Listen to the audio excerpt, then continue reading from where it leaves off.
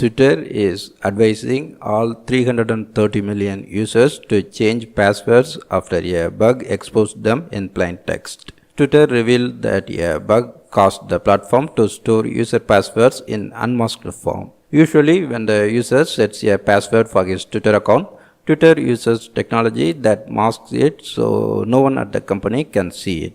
Twitter used to mask passwords through a process called hashing using a function known as bcrypt, which replaces the actual password with a random set of numbers and letters that are stored in Twitter's system.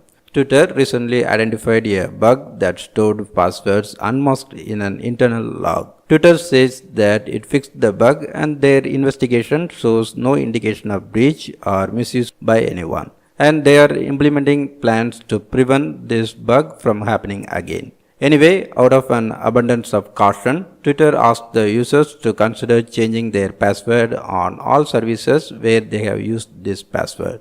Twitter users can change their Twitter password anytime by going to the password settings page.